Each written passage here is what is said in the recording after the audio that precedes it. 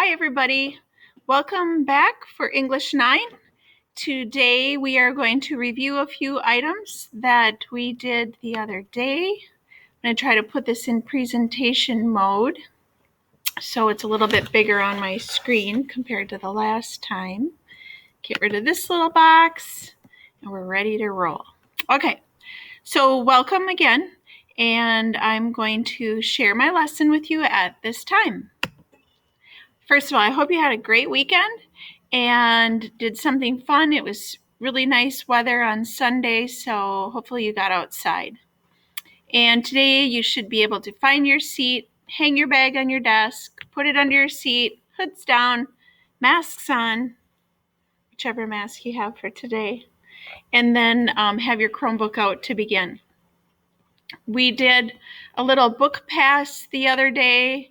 I talked about Grammar 101, and the All About You document was due last week. So don't forget about that. If you didn't turn it in, make sure you get it in today. Get out your Chromebook at this time. Make sure it's charged. Now I'm going to talk a little bit about Clever. On Clever, remember it's the blue C on your, probably on your favorites. Let's see, it should be maybe up here on the top right for you guys, but right here it is on my screen. You should have Schoology as a favorites. And then I'm going to also talk about the Media Center in a little bit, but all of those are found on Clever. So you'll see them all there. The next slide, talking about the weekly reading doc for weeks 1 through 3. So I would like everybody to go to Schoology. Okay, so find Schoology and go to your weekly reading doc, weeks 1 through 3. You'll find it in the independent reading folder, which I believe is pink for you guys. So find the weekly reading doc, weeks 1 through 3, in your independent reading folder on Schoology. So I'm going to log into my account here. I'll find class 4 and start with that. So again, you're finding the weekly reading doc, weeks 1 through 3. Every Friday, you fill out one part on this document. That's kind of like your distance learn homework on Fridays for this week, for sure. So find the independent reading folder. It's pink. Then once you open that, go to the weekly reading doc, weeks 1 through 3, and open that up. So I'm going to talk about it just for a moment here. So for that document, you're going to read for a chunk of time on your own independent reading book. So you got to find one this week. You have to find an independent reading book that you might be able to do for this week. And then you read for a chunk of time and you do a part on the document. So for this Friday, part 1 is due that you should complete. So you read this week, find a new book, read. I can help you find a new book too if you need. And then you're going to fill in all of the purple part for Friday. So you'll fill in all of the purple part for Friday. So think aloud. While you read, think aloud by making predictions, comparisons, monitor comprehension, comment, or question what you read. I make my mind try to visualize the scene. Like, do you do that often, sometimes, or rarely? So you'd put a number over here. So you'll go through each of these questions. And then what do you think about most often when you think aloud? Put an answer there.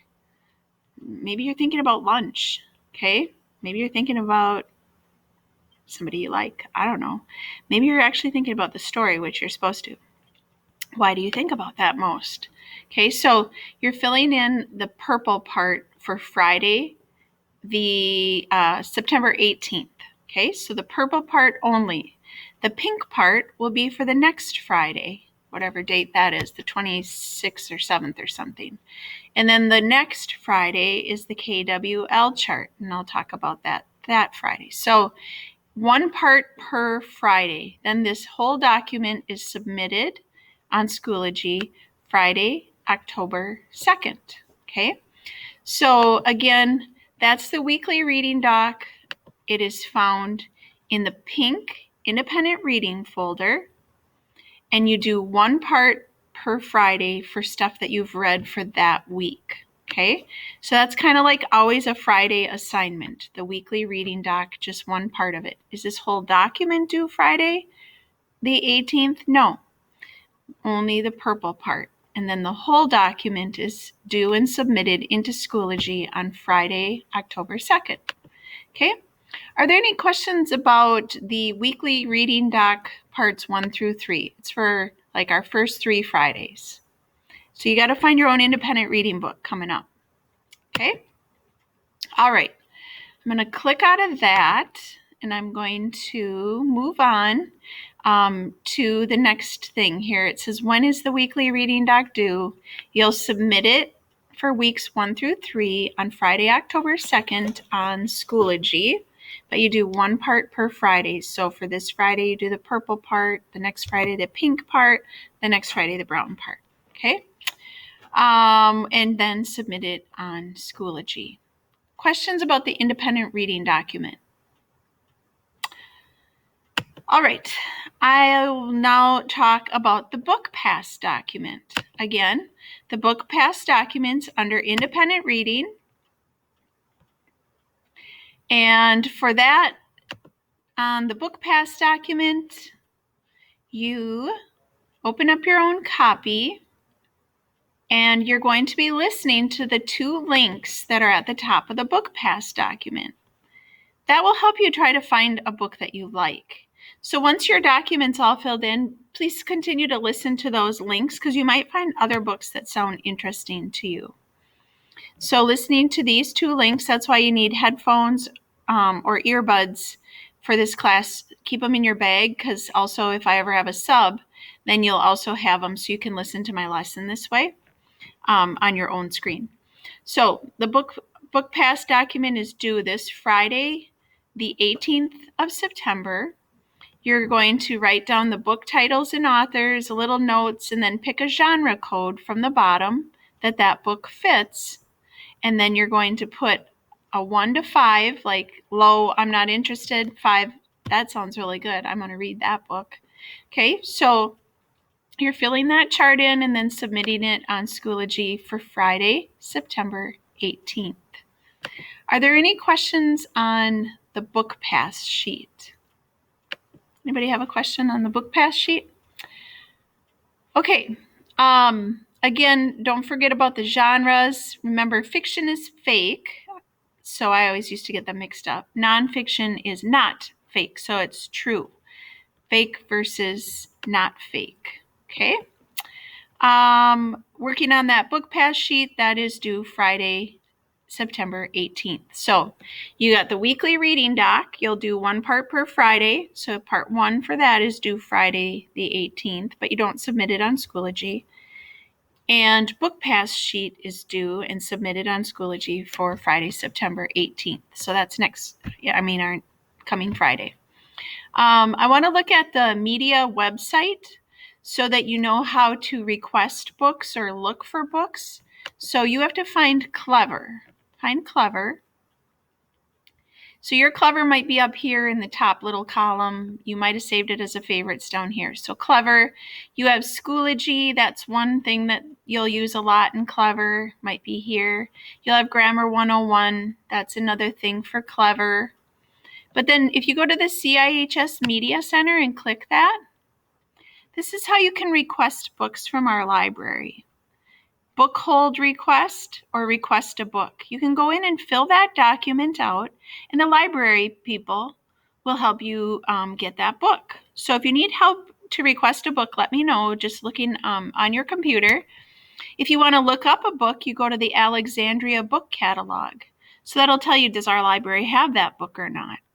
Okay, so using those links under Clever, under the Media Center website or web link, will help you request a book or look up a book to see if our Media Center has that book. Okay, so that's a little bit about Alexandria, request a book on our CIHS Media Center under Clever. All right. At this time, I'm going to look at a little bit of capitalization. Remember, for Grammar 101, again, you go through Clever, and then you pick the little English Grammar 101. You should have also saved it as a favorites. It should be up in here in your links. We do Grammar 101. Now, in Grammar 101, I just want to mention, some of you started with the first lesson, like you're working on that. You need to do the 11th lesson, so punctuation. So don't start with lesson 1.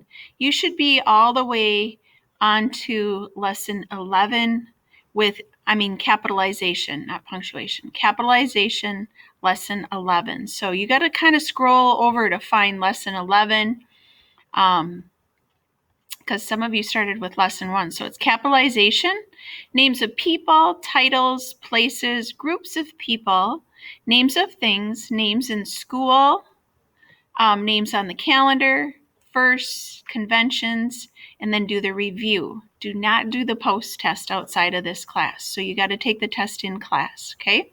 So you're trying to get green on all of those, and those are due Tuesday, September 15th. Okay, so working through those, some of you already have them done, so that's awesome. I'm going to show you just a little video of some things that are a little bit difficult in capitalizing. One of them is the word uncle or aunt. Like if you said, my uncle is nice, uncle doesn't get capitalized. But if you say, my Uncle Joe, Uncle Bob, Uncle Bill, Betsy, no, maybe Aunt Betsy, I don't know. Uncle Bill, then it gets capitalized because it has a name after it. So that's one common mistake. Then I'm going to show you about the seasons and months and show you a little video on that because this is another common mistake. So I'll open up this YouTube video and show you that. It's just about a minute and a half. Hey there, it's Elizabeth O'Brien from Grammar Revolution, where we help you teach and learn grammar the easy way with sentence diagrams.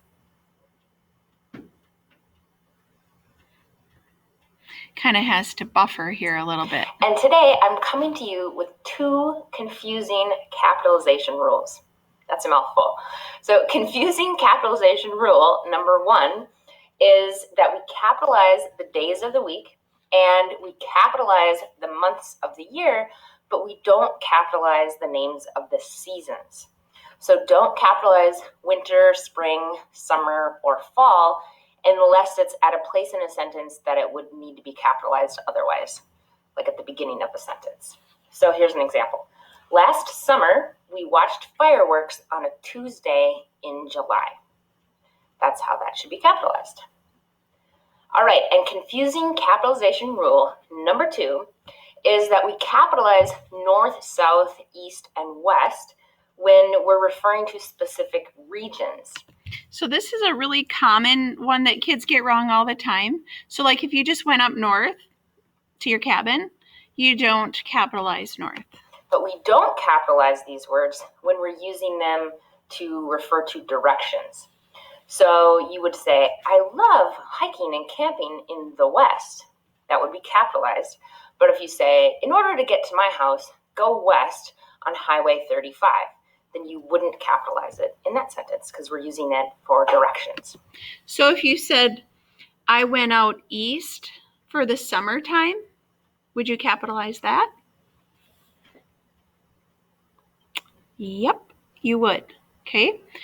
Because it's in a location like that. All right, that's it. 2 confusing capitalization rules for you. If you would like to learn more about teaching or learning. Okay, so that is just 2 things that I wanted to go over that I know sometimes kids get confused on is directions in capitalizing. And then I also talked about like uncle, aunt, when to capitalize those, okay? Professor, like if you had a professor at school, if you just said, I have a professor, that's not capitalized. But if it's Professor Betsy, then it's capitalized because it has the name after it. Same thing like doctor. I went to the doctor. Doctor is not capitalized, but Dr. Bob would be capitalized. Okay? So that's capitalization. You're working on those through Grammar 101, which is found on Clever, and it's Mod 11. It's due Tuesday, September 15th, and then your test is this week on Wednesday or Thursday, the day that you're in class, through the post-test for grammar capitalization Mod 11. Don't start with Mod 1. Some of you had started with Mod 1. Okay? Any questions on capitalization Clever? Okay, so you might have a little bit of work time at the end. We'll see. Now I'm going to change gears. So while we're working on things in English 9, we're usually doing a little grammar, and then our first unit is going to be fiction and nonfiction unit. So I'm just going to look at a little bit of notes with you, just kind of to review some of the concepts, just to kind of refresh your memory about fiction and nonfiction. And then we're going to read a story together for today. So remember, fiction is fake. It's literature that's made up. It's all made up, characters and events.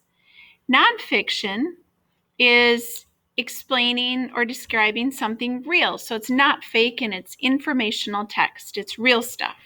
So like I told you, I bought a book about the Glensheen Mansion. That's informational. So that's nonfiction. But if you're going to read the book The Giver, that's fiction because it's made up. Okay?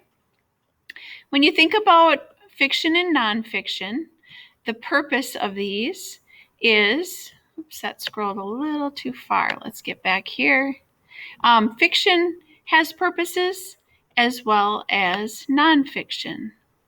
So the purpose of fiction is to narrate or entertain.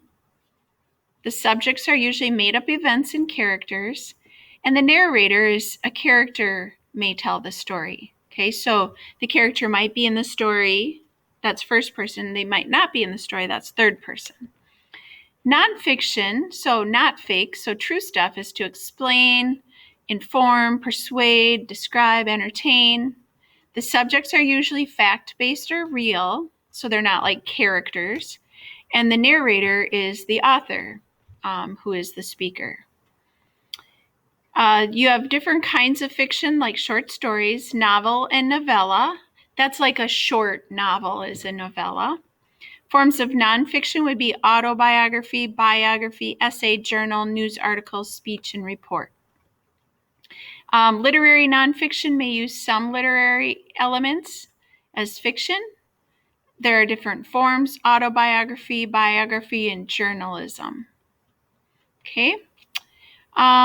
We are going to be reading The Giant's House in just a little bit, and that story is fiction. And then we're going to be looking at Desiderata. That one is nonfiction. So we're going to look at a little bit about each of those. Okay, so at this time, I wanted to show you a screen of some of the stories coming up. We're going to be reading Jade Peony, The Cask of Amontillado. That's Edgar Allan Poe. Kids usually like that one because he's a little on the dark side. And those will be two fiction ones that we'll read for sure. We're going to read Carry Your Own Skis and New Directions. But today we're going to start with The Giant's House. So I want you to find the PDF on Schoology. Okay, so find the PDF on Schoology. It's in the folder that is, I'm going to go back and see what color that folder is. So have your Chromebook open and then go to the fiction, nonfiction yellow folder. Okay, so open that up and then open up, well, I guess it doesn't like it right now.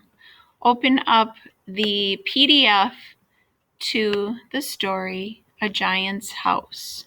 Okay, so there's two things in there for Giant's House. There's a warm-up, and then there is also, so you got to go to the fiction stories, the black folder. There's a reading warm-up that I want you to open up. Okay, and then there is also in Schoology, I also want you to open up the story, The Giant's House.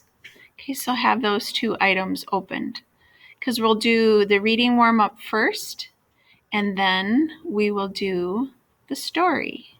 So let's find that story. So have the reading warm-up in one tab and the story in another tab. That way yours will be open and ready to roll. Okay, so again in the black folder for fiction, and then reading warm-up, and here's the Giant's House PDF. Okay, so have those open, and then I will be looking at the Giant's House with you on the PDF. The Giant's House again is fiction, and Desderata is nonfiction. So fiction is fake. It's got characters. It's not true. It has made up stuff. Nonfiction is written by that person or written about somebody else. It's true. It doesn't necessarily have characters. It has real things or people. Okay, so that's what makes them different. All right, so let's look at the warm-up. So everybody go to the warm-up. And I'm going to read the passage and think about the bold-faced words, okay? Alicia had always been the tallest kid in her elementary school class. People were always getting silly ideas and jumping to conclusions about her just because she was tall. You are going to be a great basketball player someday, they would say, even though Alicia hated basketball. For years, she had been resisting the troubling notion that she was always going to stand out in a crowd. Then in the third grade, Alicia decided that being special was not necessarily such a bad thing. That is when she decided that her goal in life was to be the tallest girl in the world. For a while, it looked as if Alicia were going to achieve her goal. Her imposing height was a constant topic of conversation at school. When she reached 5 feet 6 inches, classmates would exaggerate her height to their friends, stretching it to 6 feet. Alicia enjoyed all the attention. She even read books about nutrition to see if she could find a special diet that would make her grow taller. Alicia assumed that she could just keep growing forever. Then something unexpected happened. Alicia stopped growing. She was still the tallest girl in her 7th grade class, but a lot of the kids had begun catching up to her. Some of the girls were nearly the same height, and quite a few of the boys were even taller. By the time Alicia was in high school, hardly anyone talked about how tall she was. Instead, people were beginning to talk about how smart she was. Kids who had previously teased her about her height were now asking her to help them study for exams. That is when Alicia realized that her self-image had always been incomplete. She had not just been the tallest girl in the school, she had always been the tallest girl and also one of the smartest, an important part of who she had been missing. Okay, so now I'm going to stop the video for a minute. I'll put it on pause, and we're going to look at questions 1 through 8.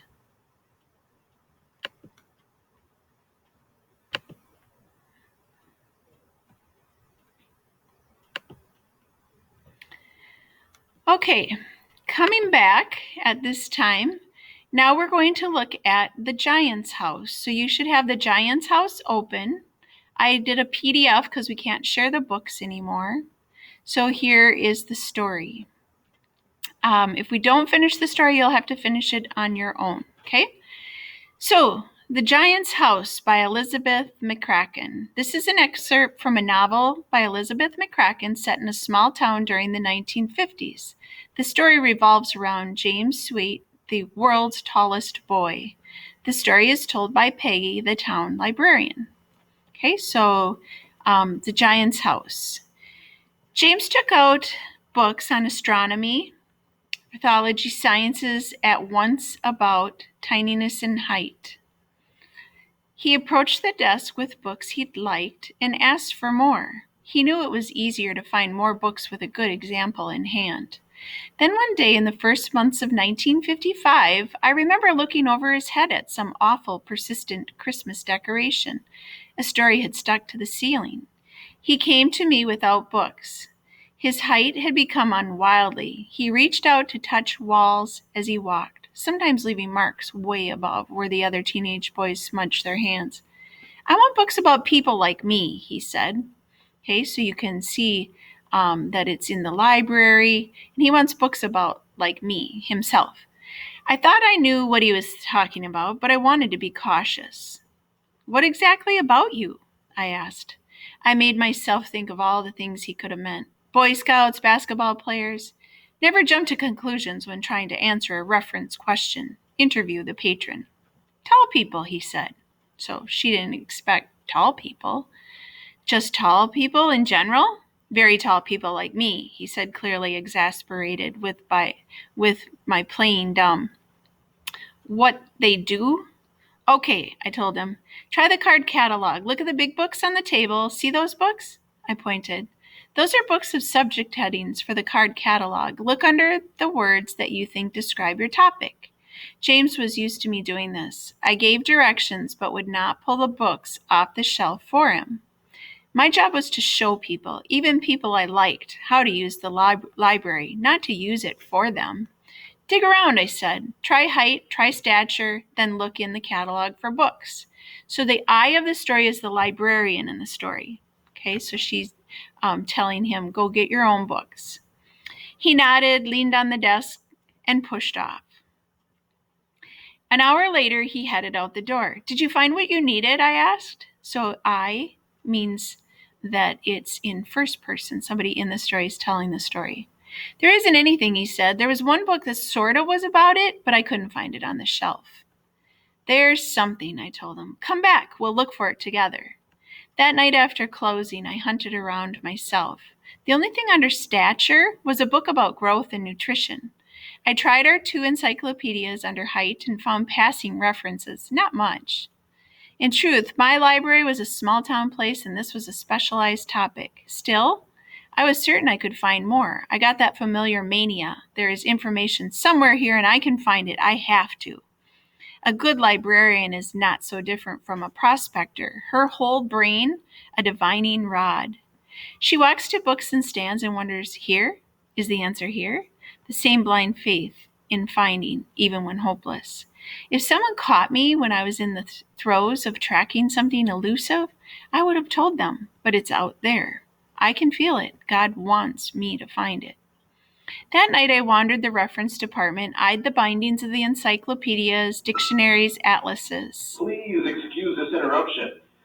As we are going into our staff's second day of the Bell schedule and our B students' first day, just remember